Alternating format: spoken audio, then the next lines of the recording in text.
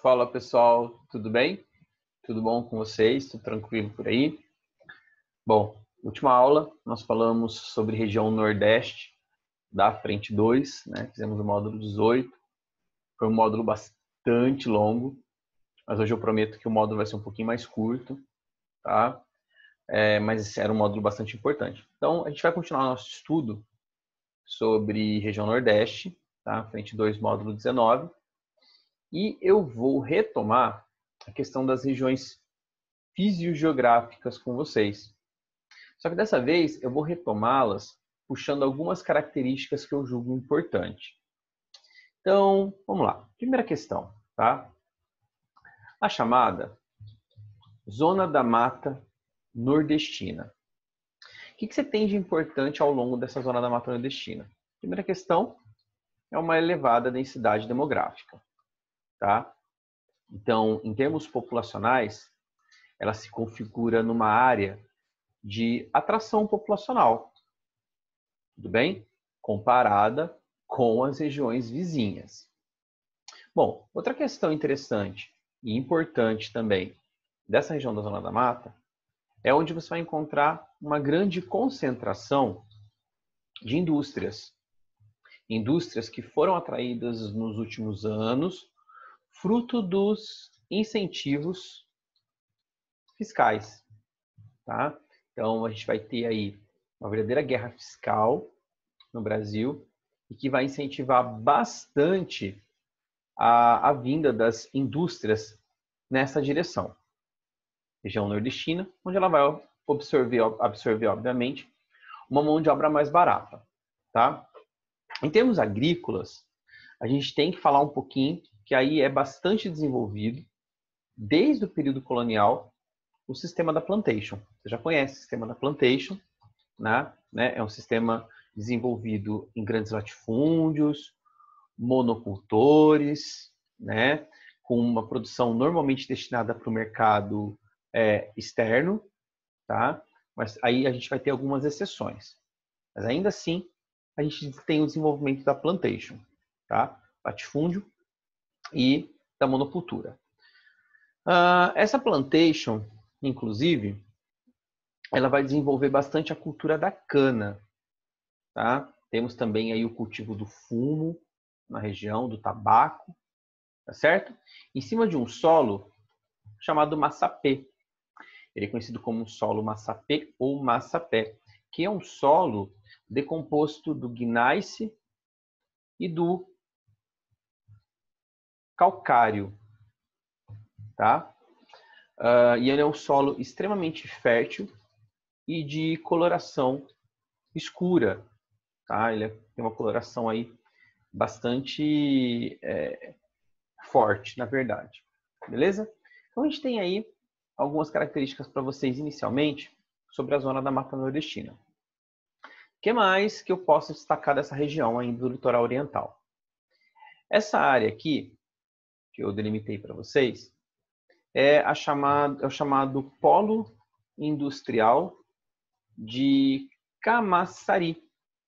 Ele é um polo que tem bastante petroquímica e nos últimos tempos atraiu bastante automobilísticas para a região.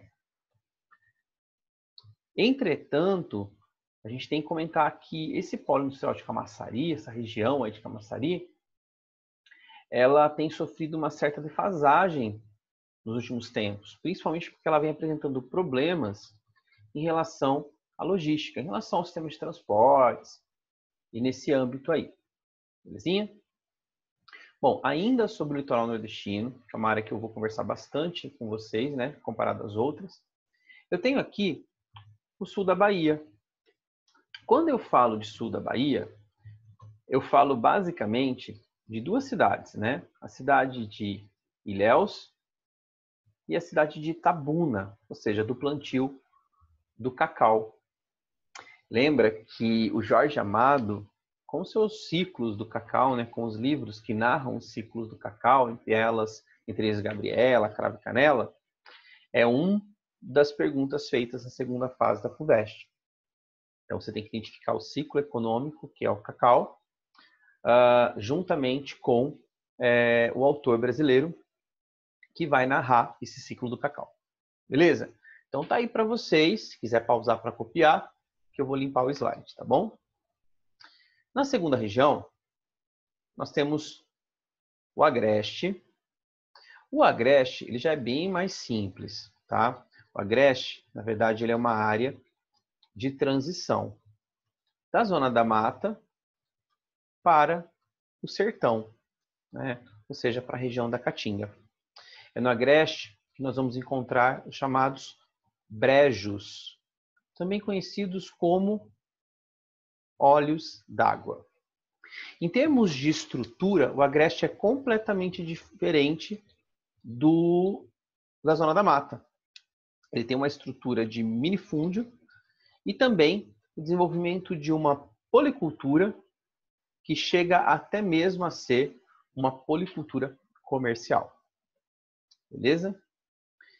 Daí tem a questão do sertão. O sertão, né, que sofre aí por ter um solo bastante pedregoso e bastante impermeável, graças ao clima semiárido, né? Aquele clima que é bastante quente, aquele clima que é bastante seco e o clima que tem uma amplitude térmica diária muito grande.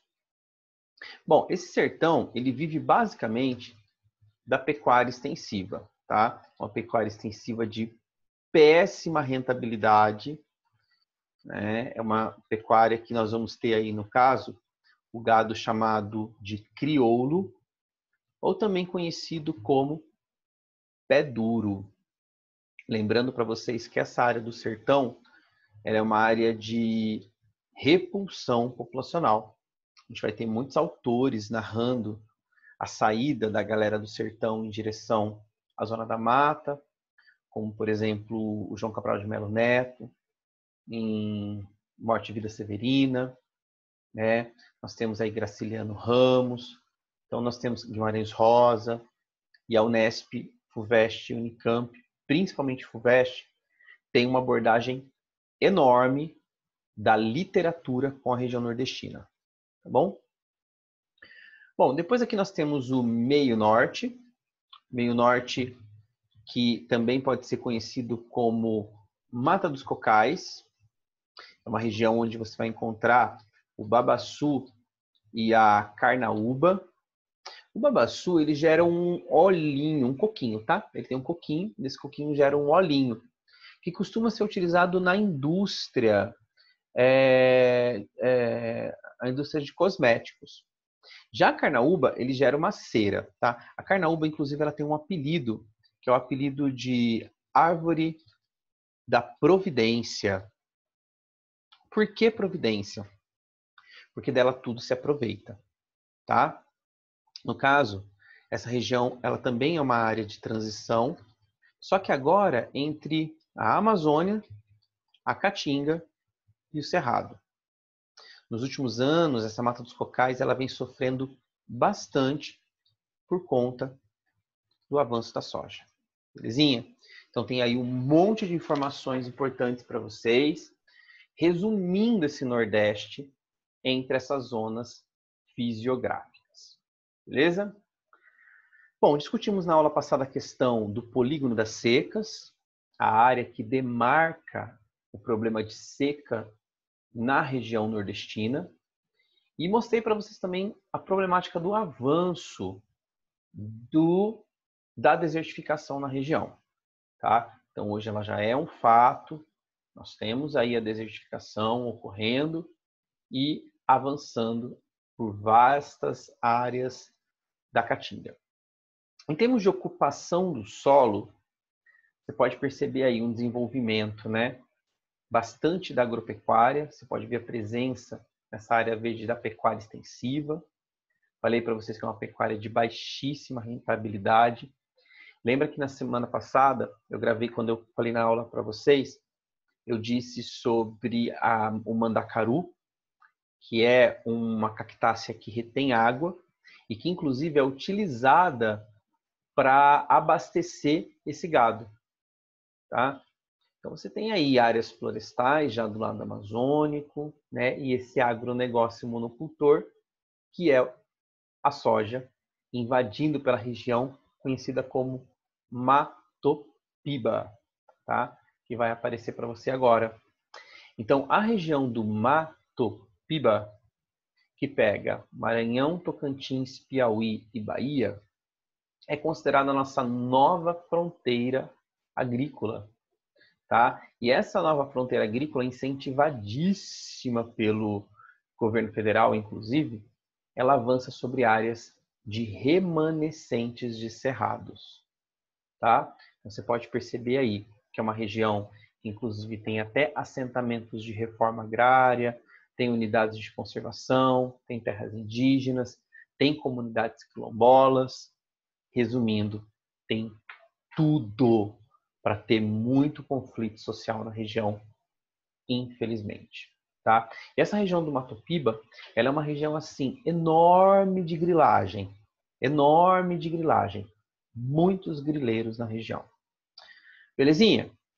Ó, em termos de economia geral, acho que vamos destacar aí, né? Uma população bastante presente ainda na agricultura, bastante presente na indústria.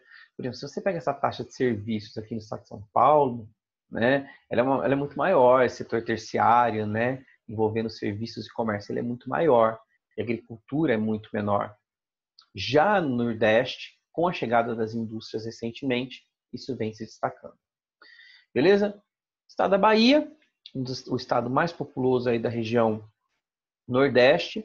Lembra vocês, inclusive acho que até apareceu uma pergunta, que a região Nordeste, por ser a região mais pobre do Brasil, ela é uma região que normalmente é palco eleitoral de muitos partidos políticos, né? E nos últimos anos nós tivemos o desenvolvimento aí de vários projetos sociais, como por exemplo o Bolsa Família, é um programa muito sério, um programa de erradicação de pobreza, né? Quem recebe Bolsa Família tem que ser pessoas que vivem numa situação de extrema pobreza, de extrema miséria, porque o valor é muito pequeno. E consecutivamente, essas pessoas elas têm destinado, né, recebido esses incentivos sociais, tudo por parte do governo federal, e tem mantido esse governo no poder, que no caso foi a questão do PT, né? Nós tivemos aí 2 mandatos do Lula, um mandato e meio da Dilma, então nós tivemos quase 4 mandatos sob o mesmo partido governando o país. E até hoje, essa região Nordeste ela tem mantido uma fidelidade muito grande com o Partido dos Trabalhadores, tá? Só que isso vem mudando, né? Nós estamos em agosto de 2020, só para deixar isso concretizado.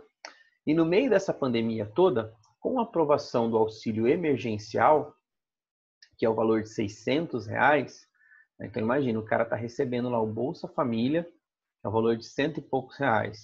Ele passou a receber R$600. Então o cara ganhou na loteria, né? E daí você vai perceber que agora, nos últimos tempos, as pesquisas eleitorais vêm dando uma atenção, as pesquisas eleitorais, eu falo assim, as pesquisas de aprovação do governo federal, do governo do presidente Bolsonaro, né? Que essa população ela tem ido mais, aceitado mais agora o presidente Bolsonaro, né? O presidente Bolsonaro que sempre se sentiu muito incomodado por nunca conseguir entrar na zona eleitoral do Nordeste. Agora, com essa questão do auxílio emergencial e essa distribuição de renda para essas pessoas mais pobres, isso está acontecendo. Beleza? Você pode perceber aí que o sertão ele é uma área já mais anecúmena, né? Ele é uma área de mais não tão propícia à ocupação, e a área ecúmena, a área propícia à ocupação, fica favorável ao litoral nordestino. Beleza? Na sua pirâmide populacional, predomínio de jovens, uma pirâmide típica de uma região subdesenvolvida. E vamos lá para os exercícios, tá? Então, ó, número 1. O mapa aponta uma clássica divisão regional do Nordeste. É a região fisiogeográfica, para você é boba, tá? Coloca o nome de todas essas áreas e escreva suas características aí, tá bom? Número 2. Esse exercício número 2, para você resolver ele, você precisava conhecer os estados do Nordeste. Conheceu, se deu bem. Não conheceu, coleguinha?